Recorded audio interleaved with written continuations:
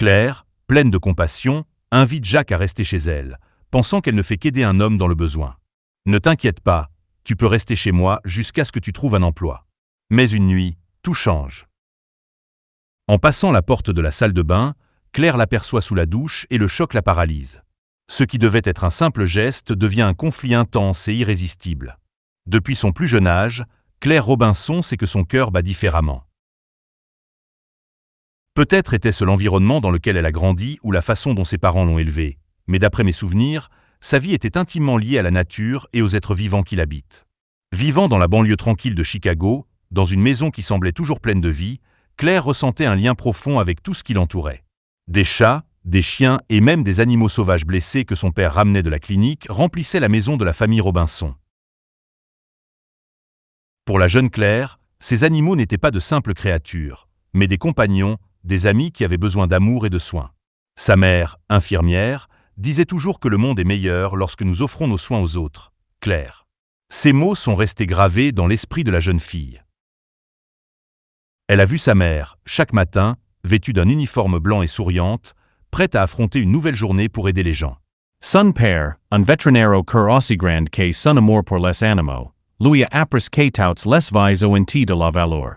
Claire l'a vu s'occuper de chats aux pattes cassées, de chiens abandonnés et même de petits écureuils blessés qu'il ramenait chez lui, espérant toujours qu'ils survivraient et pourraient retourner à la nature. Ces expériences ont façonné Claire d'une manière unique. Dès son plus jeune âge, elle a su que son avenir était lié à ceux qui ne pouvaient pas parler pour eux-mêmes, les animaux. Elle passe ses après-midi dans le jardin, accompagnée de chiens joueurs et de chats paresseux.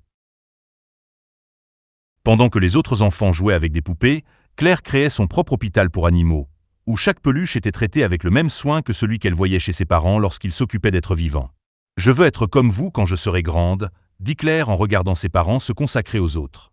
Il y avait une profondeur dans ses paroles qui, bien qu'elles viennent d'une fille, portait déjà le sérieux de quelqu'un qui savait ce qu'elle attendait de la vie.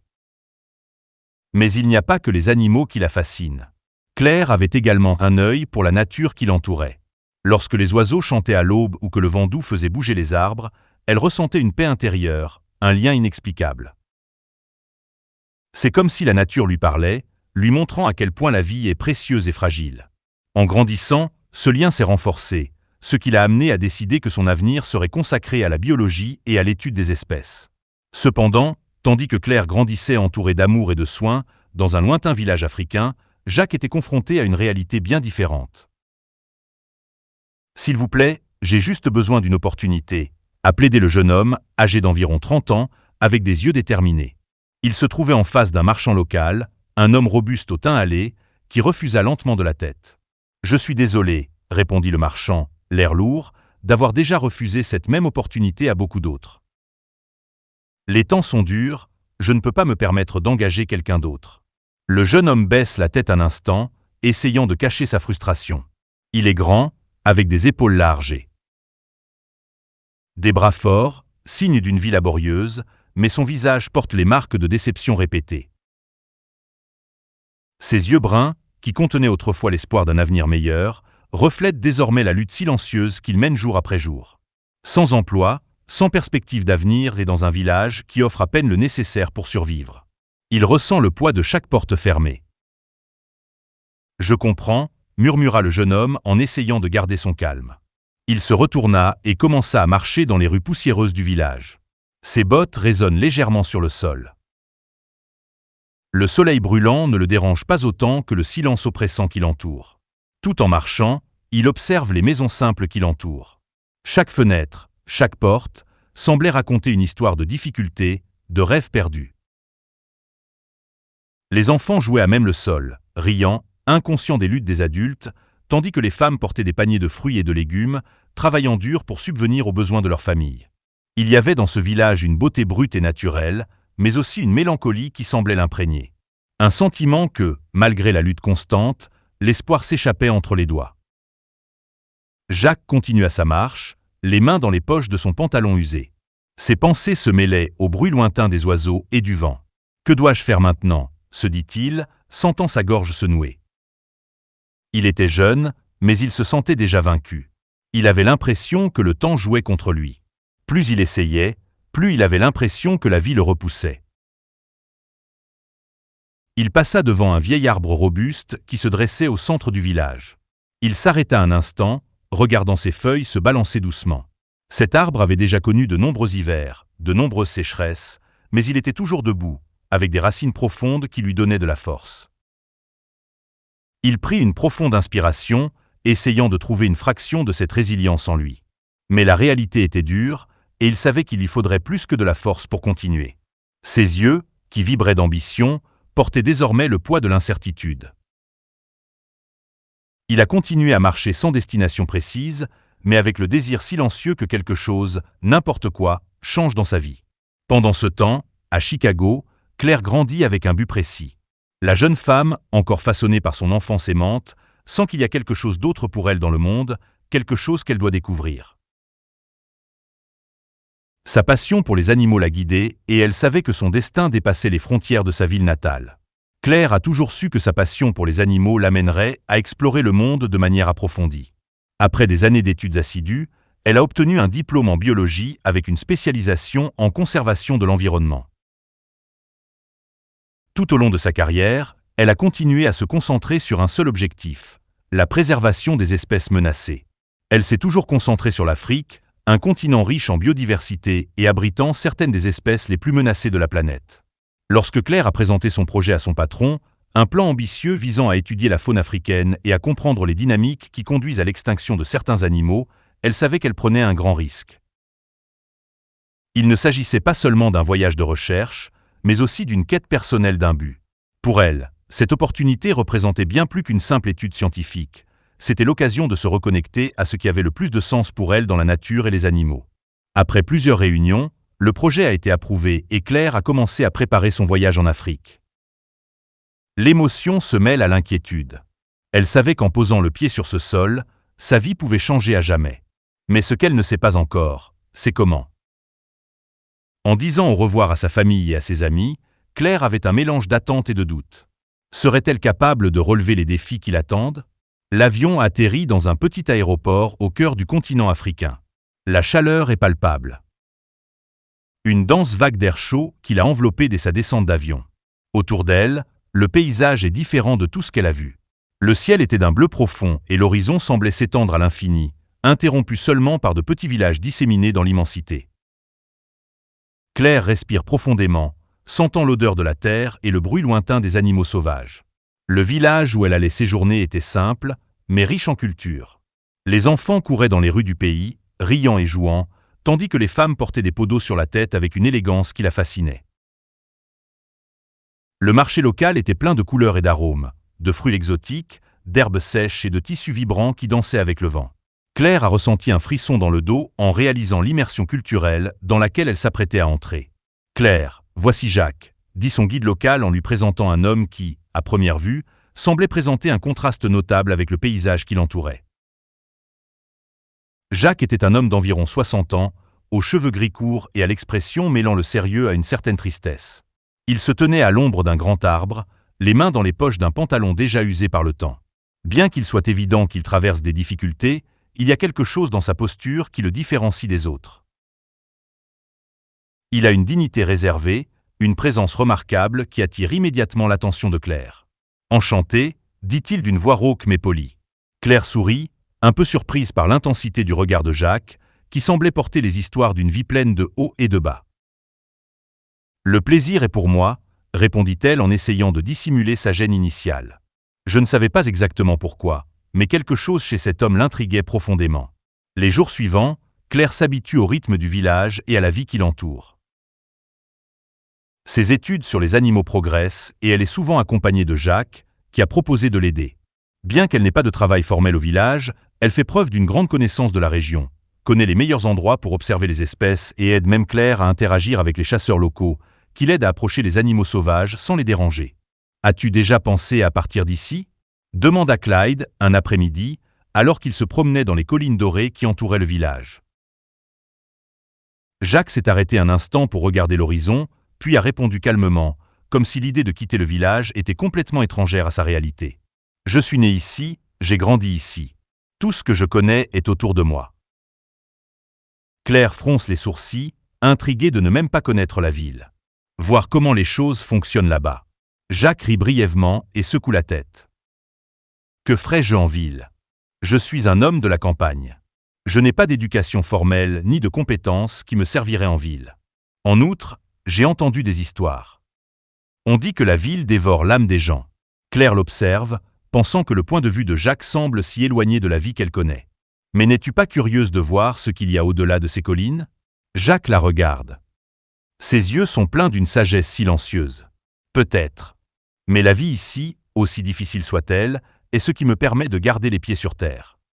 En ville, je ne serai qu'une perdue de plus. Les mots de Jacques sont restés dans la tête de Claire. Mais quelque chose en elle la pousse à changer cela. Et si vous veniez avec moi, suggéra-t-elle soudain, tu pourrais apprendre à connaître la ville. Et je pourrais te montrer un peu comment les choses fonctionnent là-bas, qui sait. Peut-être découvrirez-vous quelque chose que vous n'auriez jamais imaginé. Jacques rit, mais il y a une hésitation dans son regard. Tu crois vraiment que je m'adapterai? La vie en ville me semble si lointaine. Tout est rapide, et je suis trop lente pour ce rythme. Claire sourit, essayant d'adoucir la situation. Mais tu as quelque chose que beaucoup d'habitants de la ville n'ont pas, Jacques. Expérience. La sagesse. C'est peut-être plus précieux que vous ne le pensez. Il resta silencieux un moment, pensif. Peut-être un jour. Astérisque, mais maintenant ma place est ici.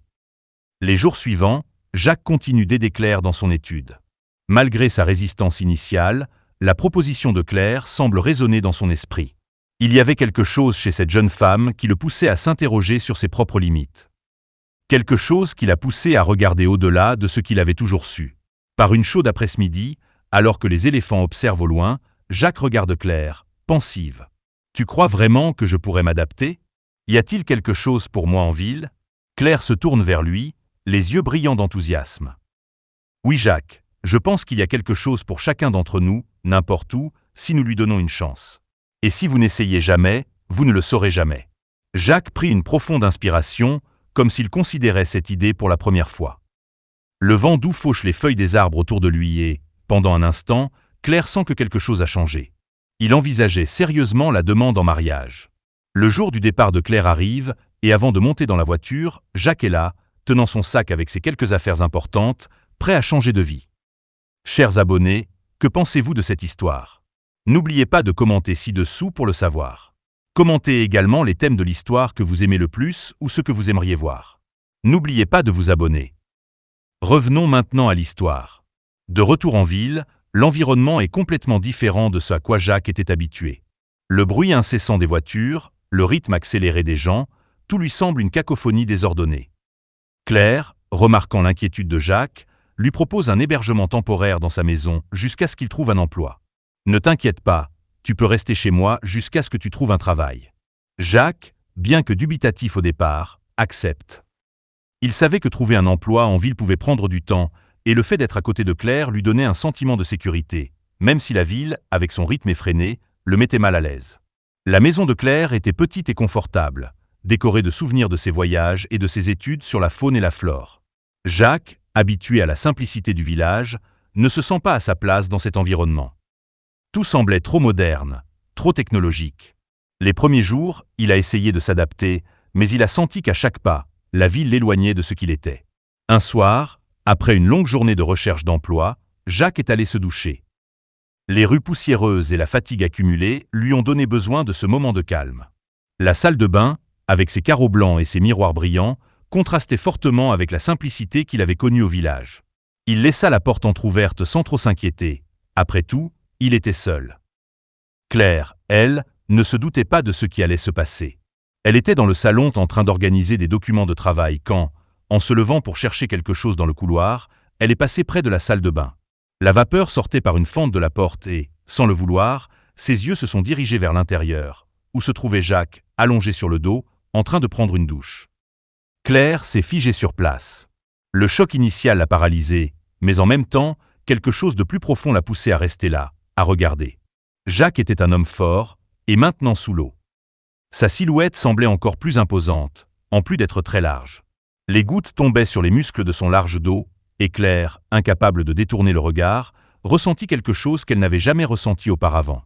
Sunker s accelera et unshilamontadon suncor. L'image de Jacques à ce moment-là est intensément enregistrée dans son esprit, et elle s'éloigne rapidement, confuse. De retour dans le salon, Claire s'assit sur le canapé, essayant d'assimiler ce qui venait de se passer. Qu'est-ce que c'était ? Se dit-elle en portant les mains à sa tête. L'image de Jacques dans la douche ne la quitte pas, et cela la rend inquiète. Elle l'avait toujours vu comme un homme digne, mais distant, quelqu'un d'une réalité différente de la sienne. Mais maintenant, il y avait quelque chose d'autre, un sentiment qui avait surgi de façon inattendue. Le lendemain, toujours tourmentée par ses pensées, Claire rejoint son amie Sophie pour prendre un café. Elle a besoin de se défouler, de dire à quelqu'un ce qu'elle ressent, même si elle ne comprend pas tout à fait ce qui se passe en elle. « Sophie, il faut que je te dise quelque chose. » Claire commence par hésiter. Sophie, toujours attentive et compréhensive, se penche sur la chaise avec un regard curieux. Bien sûr, que s'est-il passé ? Claire soupire profondément avant de parler. J'ai vu Jacques se doucher hier soir. La porte était entr'ouverte et je n'ai pas pu m'empêcher de regarder. Sophie ark en sorsal surprise. Et qu'avez-vous ressenti ? Je ne sais pas comment l'expliquer. J'étais en état de choc.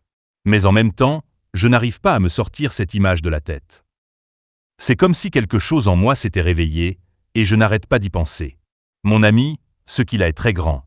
Sophie reste silencieuse un moment, analysant les paroles de son ami. Claire est beaucoup plus âgée que toi. Peut-être que tu ne comprends pas bien la situation. Vous avez tous les deux vécu ensemble. Et cela peut vous influencer. Je le sais, Sophie, répondit Clyde, frustré. Mais ce n'est pas tout. Il y a quelque chose de plus profond. Quand je suis près de lui, je ressens une connexion, quelque chose que je n'ai jamais ressenti avec personne auparavant. Sophie bouge la tête, inquiète. Faites attention, Claire. Il y a une grande différence entre l'attirance et les vrais sentiments. Il faut comprendre ce qui se passe vraiment avant de faire quelque chose de précipité. Claire savait que Sophie avait raison, mais elle ne pouvait pas ignorer ce qu'elle ressentait. Dans les jours qui ont suivi, elle a essayé d'éloigner ses pensées de Jacques. Elle se concentre sur son travail et ses responsabilités. Cependant, le malaise grandit. Chaque fois qu'elle le voyait. Sa présence imposante et cette image lui reviennent à l'esprit. Pendant ce temps, Jacques fait face à ses propres difficultés. La vie en ville est déroutante pour lui. Le bruit permanent, les lumières, la foule, tout cela n'a aucun sens. Jour après jour, il essaie de trouver un travail, mais lorsqu'il rentre chez Claire, il est toujours sale, pieds nus. Peu importe les formalités de l'environnement urbain. Il mangeait avec ses mains, laissait ses vêtements dans le salon et emportait avec lui la poussière de la ville. Jacques ne se sentait pas à sa place. Il écoute le bruit des voitures au loin et regarde par la fenêtre les lumières clignotantes. C'était comme s'il se trouvait dans un endroit qui ne lui appartenait pas. Le silence de la ville, la simplicité des gens et les journées tranquilles lui manquaient. Mais il y avait quelque chose chez Claire qui le faisait hésiter à revenir. Elle était différente. Sa gentillesse, sa façon de le regarder avec un mélange de compassion et de curiosité, lui donnait l'impression qu'il y avait peut-être quelque chose de plus pour lui dans cet endroit. Il ne savait pas comment expliquer ce qu'il ressentait. Il se sentait attiré par Claire, c'était indéniable. Mais il y avait un abîme entre eux. Il voyait en elle l'énergie et la vigueur de la jeunesse. Quelque chose qu'il avait perdu depuis longtemps. Pourtant, à chaque fois que leurs regards se croisent, il ressent une étincelle de nouveauté, quelque chose qui l'effraie et l'excite à la fois. Un soir particulièrement calme, alors qu'ils sont tous les deux dans le salon, Claire rompt le silence. « Jack, t'es où t'adaptes ?» demanda-t-elle d'un ton inquiet. Il rit doucement. « Je vous prie d'agréer, madame, l'expression de mes sentiments distingués. Non, cette ville n'est pas faite pour moi. Ici, tout est rapide, bruyant et je ne me sens pas à ma place. » Claire sourit, essayant d'apaiser la tension. « Je l'ai imaginé, mais vous avez quelque chose que beaucoup ici n'ont pas. Vous êtes forte, résistante. Je pense que vous pouvez trouver votre voie si vous le souhaitez. » Jacques la regarde d'un air pensif. « Peut-être, mais je ne sais pas si c'est ma façon de faire. Je suis un homme de la terre, Claire. Ces lumières, ces sons ne sont pas pour moi. » Le cœur de Claire s'est serré en entendant cela. Elle ne voulait pas l'admettre, mais l'idée que Jacques revienne en ville, qu'il quitte sa maison et sa vie, la dérangeait profondément. Quelque chose en elle lui criait de rester, mais elle ne savait pas comment faire face à ce sentiment nouveau et déroutant qui la consumait. La tension entre eux grandit de jour en jour, et Claire sait qu'elle devra bientôt affronter ses véritables désirs. La relation entre eux, même si elle n'était pas exprimée, était sur le point de connaître un moment décisif. Les jours passent lentement, mais la tension entre Claire et Jacques augmente de plus en plus. L'homme qui semblait rustique et déconnecté du monde urbain commençait à changer. Claire a décidé de l'aider à s'adapter, à se sentir plus à l'aise en ville. D'un autre côté, elle était elle-même en train de changer d'une manière qu'elle n'aurait jamais imaginée. « Nous allons couper ses cheveux, Jacques », dit-elle d'un ton enjoué, mais avec une pointe de sérieux. Jacques la regarda avec un sourire timide, visiblement mal à l'aise avec cette idée. « Je ne suis pas du genre à m'occuper de ces choses-là.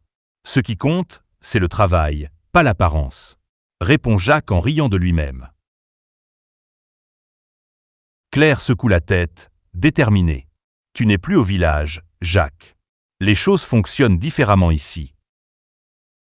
Si vous voulez vous adapter et obtenir un bon emploi, vous devez bien vous présenter. » Jacques l'a suivi chez le coiffeur. Pendant la coupe, Claire a remarqué quelque chose qui l'a rendue fière et triste à la fois. À chaque mèche de cheveux qui tombait, Jacques semblait se transformer, non seulement physiquement, mais aussi plus profondément. Lorsque le coiffeur eut terminé, Jacques se reconnut à peine dans le miroir. Son apparence était plus nette, plus raffinée. Claire lui achète de nouveaux vêtements, des chemises bien repassées et des chaussures propres, remplaçant les sandales et les pantalons usés qu'il portait depuis son arrivée. « Maintenant tu es prêt à affronter la vie », Claire commenta, sentant une vague d'émotion confuse envahir son cœur. Jacques la regarde avec une lueur de gratitude dans les yeux, mais aussi avec une ombre de doute. « Je ne sais pas si je me sens à l'aise comme ça. Je ne suis pas l'homme que tu vois maintenant. » Claire sourit, essayant d'ignorer le nœud dans sa poitrine. « Tu es l'homme que tu as toujours été, Jacques. Tu t'adaptes, c'est tout. Mais pour moi, tu n'as pas besoin de changer. » Chaque jour, Jacques s'adapte un peu plus au mode de vie de la ville et trouve bientôt un emploi simple dans un atelier. Il était habile de ses mains et son expérience du travail manuel fut rapidement appréciée par les propriétaires de l'endroit. Cependant, bien qu'il s'en sorte bien, il y a quelque chose en lui qui ne semble pas correspondre à ce monde. Il a fait ce qu'il fallait, mais son cœur n'appartenait pas à cet endroit. Ce soir-là, lorsque Jacques est rentré chez lui, il a regardé Claire d'un air sérieux. « J'ai trouvé un travail », dit-il en essayant de forcer un sourire. Claire, assise sur le canapé, lui rend son sourire, mais il sent que quelque chose se brise en elle. « C'est formidable, Jacques. Je suis très heureuse pour toi. » Il l'a senti, mais il n'avait pas l'air aussi excité qu'il le devrait. « Je vais bientôt déménager.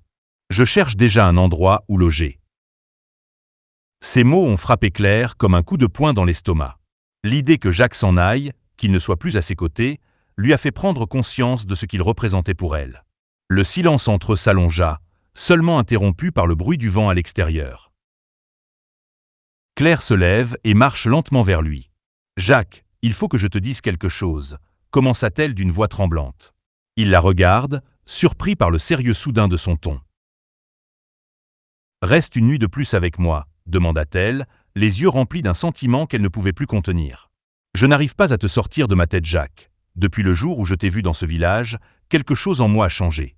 J'essaie de résister, mais je ne peux plus. » Jacques, qui a toujours gardé une distance respectueuse, a senti quelque chose se briser en lui, sans dire un mot. Il l'attire vers lui et la serre très fort dans ses bras. L'intensité de ce moment est presque insupportable pour Claire. Toutes les émotions qu'elle avait tenté de refouler jaillissaient maintenant de manière incontrôlée. Cette nuit-là, tout a changé. Claire sentit son cœur battre fort alors qu'elle essayait de comprendre ce que cela signifiait. Mais, même si elle voulait croire que tout serait résolu, quelque chose au fond de son cœur savait que le dilemme ne faisait que commencer. Dans les jours qui suivirent, Jacques commença à réaliser que la vie en ville n'était pas faite pour lui. Il s'était adapté, oui. Il avait trouvé un travail, s'était coupé les cheveux, avait utilisé les vêtements que Claire lui avait achetés. Mais à l'intérieur, il était toujours le même homme du village. Celui qui appréciait la simplicité, le silence et le rythme de vie le plus lent. « Je ne peux pas continuer à faire ça », avoue Jacques un matin nuageux. « J'apprécie tout ce que vous avez fait pour moi, mais ma place n'est pas ici. Mon village, mes racines me manquent. Ici, tout est trop rapide. Tout est artificiel. » Claire sent la panique monter en elle. « Tu veux partir ?» Sa voix était basse, presque un murmure. Jacques sent son regard triste mais ferme. « Oui, Je dois y retourner. Je ne sais pas qui je suis ici. Mais au village, je me retrouve. Ces mots la frappent comme une marée violente. Claire savait qu'il avait raison. Il savait qu'il ne s'adapterait jamais à la ville. Mais en même temps, l'idée de le laisser partir lui était insupportable. Elle l'aimait. Elle s'en rend compte maintenant. Ce n'était pas une simple attirance passagère. C'était quelque chose de profond. Quelque chose qui la fait se sentir vivante comme elle ne l'avait jamais été auparavant. Et puis, confrontée à la décision la plus difficile de sa vie. Claire doit choisir. Rester dans la ville qu'elle aime, avec sa carrière et sa vie planifiée. Ou suivre son cœur et tout quitter pour vivre avec Jacques, dans le village qui lui appartient. Elle a pris une grande inspiration, a regardé Jacques et a dit sans hésiter « Je viens avec toi ». Jacques la regarde avec surprise. Estus txurdetoi. Claire? La vie au village n'est pas facile. Tu renoncerais à tout. Claire sourit, ressentant enfin une paix intérieure qu'elle n'avait jamais ressentie auparavant. J'en suis sûr. Rien dans la ville ne m'a apporté ce que tu m'as apporté. Peu importe où nous sommes, tant que nous sommes ensemble. C'est ainsi que Claire va tout laisser derrière elle. La ville, sa carrière, sa vie planifiée. Elle est partie pour le village, auprès de l'homme qu'elle aimait. Elle savait que la décision qu'elle avait prise la mènerait à une vie simple mais bien remplie. Elle savait qu'avec Jacques, elle avait trouvé ce qu'elle avait toujours cherché. La plénitude qu'apporte le véritable amour. Au terme de son voyage, Claire a compris que la véritable hospitalité ne se limite pas à ouvrir les portes d'une maison. Il s'agit d'ouvrir son cœur, d'accueillir ceux qui sont dans le besoin, de leur offrir de l'amour, de l'attention et de la compréhension. Au verset 2 de l'Épître aux Hébreux, la Bible nous enseigne qu'il ne faut pas oublier l'hospitalité, car c'est grâce à elle que certains, sans le savoir, ont accueilli des anges. Claire a compris qu'en ouvrant sa maison à Jacques, elle ne lui offrait pas seulement un refuge, mais qu'elle découvrait aussi un but plus grand. Un amour qui a transformé sa vie. En accueillant les autres, nous trouvons souvent des bénédictions inattendues. Et c'est par cet acte de gentillesse que nous nous connectons plus profondément avec les autres et avec Dieu. Cette histoire est sur le point de devenir encore plus intéressante. C'est pourquoi j'ai vraiment besoin de savoir si vous appréciez l'histoire. Alors, dites quelque chose dans la section des commentaires. Vous pouvez commenter ce que vous voulez. Je veux vraiment voir que vous appréciez l'histoire. Pour que je sois motivé à poster la prochaine histoire.